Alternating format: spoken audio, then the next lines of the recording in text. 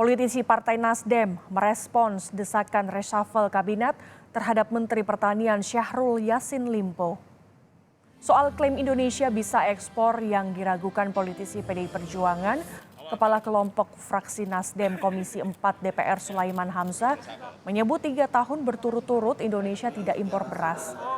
Menurut Sulaiman, klaim Menteri Pertanian bahwa Indonesia bisa potensial mengekspor beras karena stok beras melimpah namun tertahan serapannya oleh Bulog. Di sini saya perlu jelaskan bahwa Menteri Pertanian adalah satu-satunya menteri yang dianggap berprestasi. Karena selama 3 tahun berturut-turut kita tidak melakukan impor beras. Yang jadi persoalan adalah penyerapan beras yang rendah pada panen raya, panen besar. Penyerapan yang rendah oleh Bulog itu juga menyebabkan beras kita itu tertahan di petani. Yang harus diluruskan bahwa janji Menteri Pertanian untuk melakukan ekspor itu karena stok beras kita memang sangat menjanjikan di mana-mana.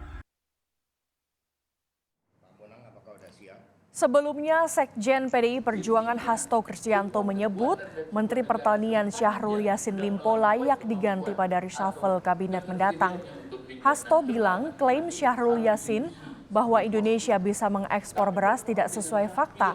Menurut Hasto, faktanya Indonesia justru mengimpor beras. Apa yang disampaikan oleh Menteri Pertanian pada tanggal 22 Agustus 2022, beliau menyampaikan bahwa Indonesia akan mengekspor beras ke China. Tetapi kemudian ternyata faktanya jauh dari apa yang disampaikan.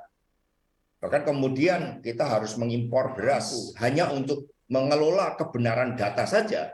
Itu Menteri tidak mampu menyampaikan kebenaran data, dengan demikian kebijakan yang diambil juga menjadi tidak tepat. Hal tersebut akan membawa konsekuensi dilakukannya reshuffle.